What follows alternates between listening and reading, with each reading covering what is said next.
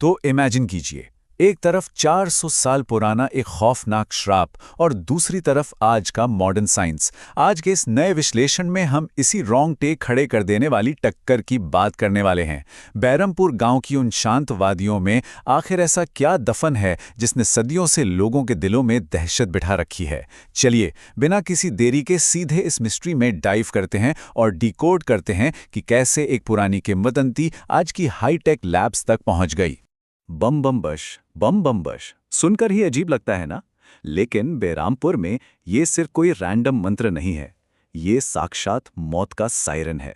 मदन नाम के एक लड़के ने जब अपने पिता की वार्निंग को इग्नोर किया तो कोहरे से भरे उन जंगलों में यही भयानक आवाज उसकी जिंदगी की आखिरी आवाज बन गई। अगर कोई भी ये आवाज सुनता है ना, तो भागने का कोई फायदा नहीं, बस छिप जाना ही इकलौता ऑप्शन बचता है। अब आप सोच रहे होंगे कि यार ये निशिर मोलो आखिर बला क्या है। चलिए इसे क्लियर करते हैं। वहां की लोक कथाओं के हिसाब से ये 4 श्रापित और बेहद भयानक आकृतियां हैं जो अपने कंधों पर एक ताबूत यानी एक कॉफिन उठाकर चलती हैं। और कैच क्या है? जो भी बदकिस्मत इंसान इन्हें गलती से भी देख लेता है ना, उसकी उसी वक्त बड़े ही रहस्यमयी तरीके से मौत हो जाती है। मदन के साथ लिटरली यही हुआ था। उसने बस झाड़ियों के पीछे से इन लाल आंखों वाली आकृतियों को देखा था और खेल खत्म। यही इस पूरी कहानी का सबसे बड़ा खतरा है। अब जरा इस कॉन्ट्रास्ट को देखिए, ये बहुत ही इंटरेस्टिंग है। एक तरफ है बैरमपुर गांव जो पूरी तरह से अंधविश्वास, उस 400 साल पुराने श्राप और निशिर मोलू के खौफ में डूबा हुआ है, और इसके बिल्कुल अपोजिट दूसरी तरफ है हमारी दिल्ली, जहां एकदम क्लिनिकल साइंस है, लैब्स हैं और एक एंटीडोट बनाने की दिन रात जद्दोजहद चल रही है। अब विडंबना देखिए, मेघना और इशिता जो दिल्ली की एक मॉडर्न लैब में काम करने वाली साइंटिस्ट हैं, उनका इन पुरानी डरावनी कहानियों से क्या ही लेना देना हो सकता है। लेकिन किस्मत देखिए, वो भी इसी दलदल में खिंचती चली गईं। भाग 1, अमरता का अमृत, विज्ञान और रहस्य की मिट्टी लकीरें। प्रोफेसर जयदेव की दी गई उस स्ट्रिक्ट डेडलाइन ने आखिर कैसे इन साइंटिस्ट्स को साइंस से हटाकर इस खौफनाक रहस्य के रास्ते पर धकेल दिया, आइए देखते हैं। अब इस स्लाइड पर जो है वो लिटरली आपके होश उड़ा देगा।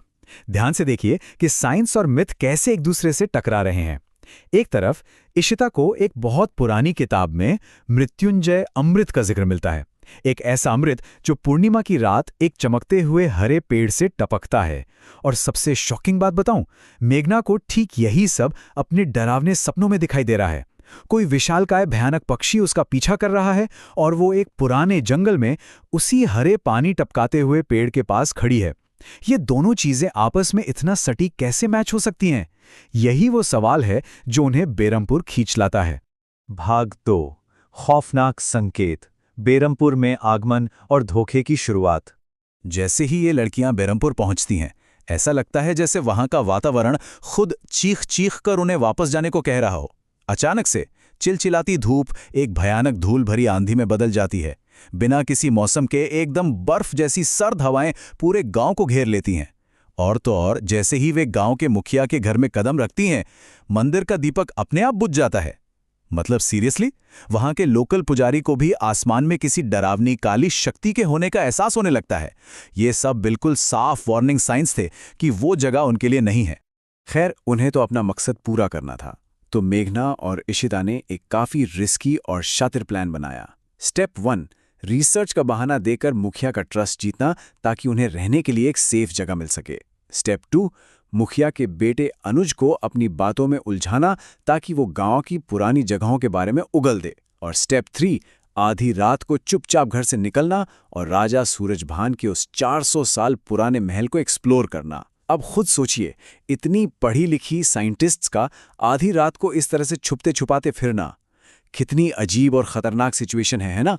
और फिर वो उस 400 साल पुराने, घने और अंधेरे महल के अंदर घुसती हैं। यहीं पर सारा साइकोलॉजिकल खौफ अपने पीक पर पहुंच जाता है। जैसे ही वो खिड़की से अंदर दाखिल होती हैं, मेघना को अचानक एक बहुत ही अजीब सी बेचैनी होने लगती है। क्यों?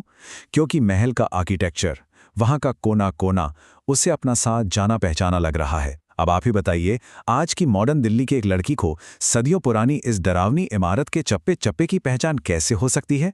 ये इस बात का बहुत बड़ा हिंट है कि यहाँ जो कुछ भी हो रहा है ना, वो कोई इत्तेफाक तो बिल्कुल नहीं है। ओके, तो चलिए अब आते हैं भाग 3 पर, आधी रात का खौफ, श्राप की वापसी। यहीं से चीजें पूरी तरह आउट ऑफ कंट्रोल होने वाली हैं।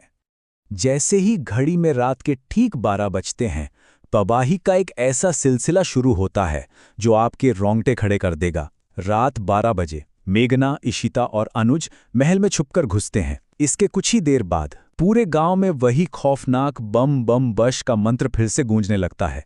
मुखिया और पुजारी डर के मारे जाग जाते हैं। उधर गहरी रात में संपत और कप्तान नाम के 2 जुआरी जंगल में फंस जाते हैं और उन्हें वो 4 लाल आंखों वाली आकृतियां यानी निशिर मोलो घेर लेते हैं। और फिर आता है क्लाइमैक्स। वो खौफनाक ताबूत धीरे धीरे उनके सामने खोलने लगता है।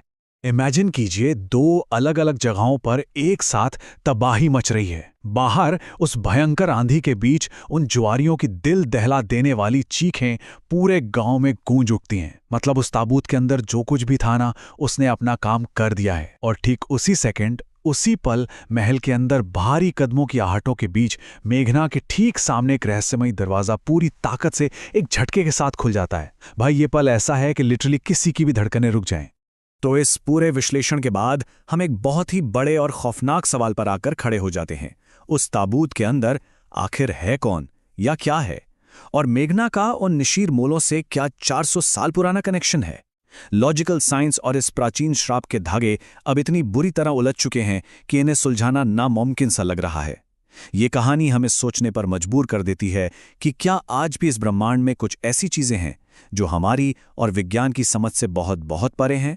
अगली बार अगर आप किसी अनजानी पुरानी इमारत में जाएं और आपको लगे कि आपने उसे पहले देखा है, तो शायद यह सोचने का वक्त है कि कहीं आपका अतीत आपको वापस तो नहीं बुला रहा।